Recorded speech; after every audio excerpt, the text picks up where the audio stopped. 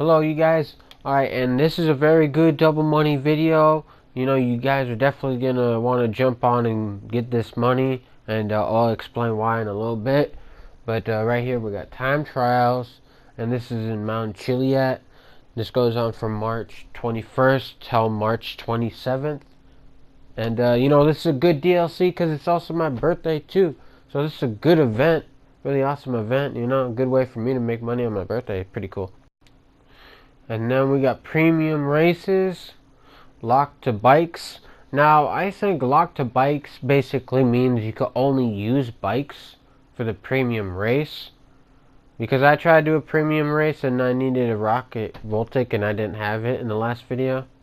So that sucked, but you know. And then we got double GTA and RP on Rockstar Transform races. Now, transform races is basically you're driving a car and then you transform into an airplane, and then you transform into a boat and everything. So those are pretty fun to play. You guys should definitely check those out. Here we go. We got, you know, office discounts. So that is really awesome. We're just starting to get into the reasons on why this DLC is going to be so great. You guys are definitely going to love this DLC. It's one of the best events that ever come out besides MC business sales double money. You know, this is the second, well, this is the first best because this is a solo method, so it's really awesome. So guys, take advantage.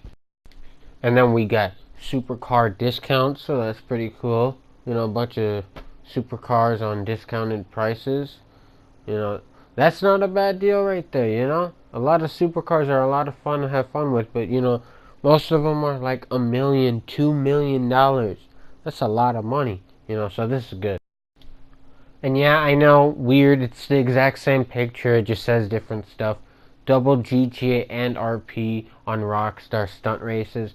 I really don't know why they use the exact same picture. They shouldn't have changed it, but you know, who cares really? I guess that doesn't really matter that much, as long as you guys know what's available. We got 50% GTA boost on import export sell missions. So instead of making 100,000, you're making $150,000 for each top range vehicle you sell. And instead of paying $20,000 for modifications, you pay $30,000, but you're still making an insane amount. The best part is you could do this a solo method, and I got a sell mission. I show you guys how to source it and everything, just so you guys can see and check it out. And then right here you got the GTA Online play to unlock the toe shoes t-shirt. So, you know, just jump on the game and, you know, you'll get it. So, you know, weird t-shirt, you know, it's not a bad color. It's pretty nice. So, you guys could check it out. Alright, now I'm going to be doing a sell mission for you guys. I'm also going to be sourcing the vehicle. So right now I'm calling my Oppressor Mark II, and then I'm going to fly over to my Terabyte, which will spawn right next to me. So I don't have to go all the way back to my office. And to get a Terabyte, you need yourself a nightclub. So yeah, definitely get you one of those. It's definitely worth it, because basically what I can do is I also use this for my crates. So my crates I can source from one warehouse and then call my Terabyte, go over to my Terabyte and source for the other crate. And then I also don't have to wait for the cooldown timer, but I know that's not what this is about.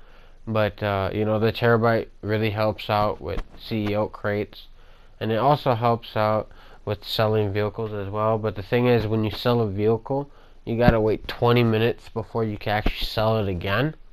So this technically works best with CEO crates, because with crates you got a cooldown timer on when you could source another crate.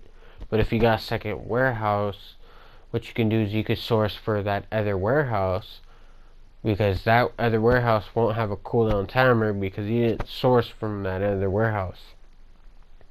So basically you go back and forth. So you go back and forth for crates for each warehouse. But enough with that, because that's not what this video is about. So as you guys can see, I tried to start an MC business, and I just wanted to show you guys it does not work. And you gotta be in CEO, because You know, your vehicle warehouse is tied into your CEO office work. You know, that's how you buy the business. You gotta go into your CEO office. You go on the computer, and yeah, it shows you there. You could go ahead and buy it. And so you source for free. You do not have to pay for that, which is nice. Other than crates where you have to pay to basically steal the supplies and then you sell it, make your money back, which is kind of stupid, but it's still worth it actually if you know what you're doing with crates. But yeah, so with this, you still actually pay when you are just about to sell the vehicle when you modify it. Now you don't have to modify it, but if you do, you get more money. So definitely modify it. So what you normally would get is 80,000 is your profit, because that 20,000 you get back is basically what you put into it. But in total, you make 100,000 when it's not double money. But since it is double money right now, you guys will be getting $150,000. So that's good for two reasons. First reason is if you normally cause your vehicle damage all the time, well, that's not good. But, you know, if I cause my vehicle damage right now, it doesn't really matter as much because it's double money. So, you know, that is really good. Because, you know, I only lost like $1,300, but I lose like another $190, something like that, when I sell it. But, you know, that's still like nothing. You know, I couldn't have lost like a total 10, 15,000. I'm still really not losing anything. But, when double money is not active anymore, you do not want to lose more than $10,000. And then the reason why I'm on the sidewalk is because I thought NPCs were going to come after me. So I thought, you know, why not just drive on the sidewalk? Because, like, usually when you're on the main road, you're going to have to drive on the sidewalk anyways and park there and get out because you don't want to leave your vehicle on the road where other people could crash into it. You don't want that. So driving it off to the sidewalk where, you know, obviously cars don't drive on the sidewalk. So yeah, you just drive on there and then, so I thought, you know, oh, I guess they're not going to come. Because sometimes they don't come, sometimes they do. It just all depends. It's always random. So it doesn't hurt to actually just take the precautions, you know. Why risk it, you know? I mean, if you want to risk it, it's up to you. You know, it's your vehicle. I like to do it a certain way because I try to minimize my costs as much as possible because that way I make more money. And, you know, if I do it that way, I'm making more money than you guys. You know, and that's what it's all about. Not only is it about just making as much as you could possibly make, but it's also about how you choose to spend your money. Do not spend it stupid. When you make your money, do not spend all of it. It's okay to spend that money you make, but don't spend all of it. That's how you become broke. If you spend half of it, it's fine. Honestly, if you spend any more than half, that is not good. But what I recommend is either spend half or spend a quarter amount of what you basically just made. And like honestly, by the end of the day, let's say you choose to buy some stuff, well then basically calculate like how much you really made. I mean, you don't have to keep track of all that, but honestly, like when you first jump on, just, you know, try to remember or write down how much you started off with, and you know, calculate that to what you have now once you're finally about to get off. And you know, you guys have a rough estimate on how much you guys should spend, because you don't want to spend more than what you're making. You know, you want to spend way less than that. So yeah, right here I'm going to modify it. Now just do this quick. There's no reason on wasting time doing all this, because first of all, you know, this vehicle is not for you.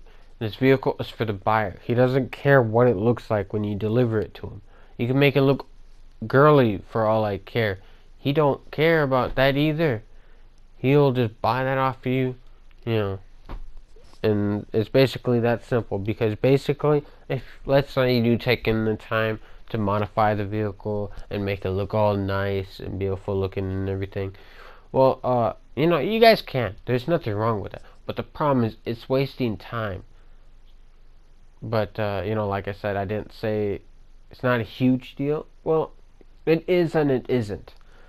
It just depends. Do you want to take your time and, you know, kind of enjoy the ride a little bit more? Or do you want to make your money fast and quick? Now, me, usually I like to make my money as fast as I can. So, you know, I just zip right through it. And then always come to this area that I just came into. And when you come in here, enemies will not always spawn. Sometimes your enemies will, you know, they'll just never come. But it's still good to come in here to, you know, double check. You know, like I said, take precautions. You know, because you never know. It's always random. And if players aren't coming, I mean NPCs, I meant.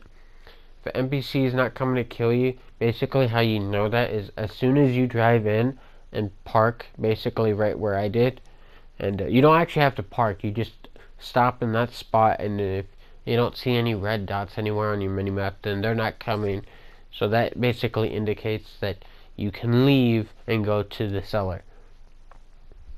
And yeah, so I don't cause any extra damage. So it's gonna sell for 149,000, and then the total market value, that's basically how much it sells for on the internet. So like, let's say this is a car you really like. Well, you basically already know how much it's gonna, how much you have to pay for it. Which, you know, I guess it doesn't really matter that much. But yeah, so basically after so much amount of time has passed, like when it's around like 12 minutes, that's usually where you reached your limit on how much time you need to spend here, because basically you killed everybody in this amount of time. So, you know, go to your vehicle and then don't just take off right away, because sometimes you'll go to your vehicle and you'll try to take off and more enemies will spawn. So just go to your vehicle, just wait a little bit for a few more seconds and then get in, and then because you don't want to drive off and they start coming after you and they start shooting your vehicle. That's just going to cause too much damage. But you know, definitely try to make sure you get all of them killed, so that way you could just drive off and not have to worry about any of that. So yeah, I'm just going to wait for these guys and kill them, and then make sure that none of them go near your vehicle, because if they take cover by your vehicle, because that's what they like to do, what's going to happen is when you shoot them, you're going to accidentally shoot your vehicle, and you don't want to do that because you're going to have to pay for all those damages. And then as you guys can see right here, this is where I decided to take off. And you know, it's very easy, very straightforward. Just hop right in, you know, just go back on the street, follow the waypoint. You know, it's very simple, you guys. You know, sometimes it is a little bit more difficult for the sourcing, but you know, chances are it's just as easy like it was for me for you guys. But you know, the one I hate the most is the one with the cargo bob. But honestly, when I do the cargo bob one, I don't even try. Like, I don't care if it's the top range. I'll just blow up the cargo bob, like, literally, because like it's just so annoying doing that one, and I don't even bother wasting my time.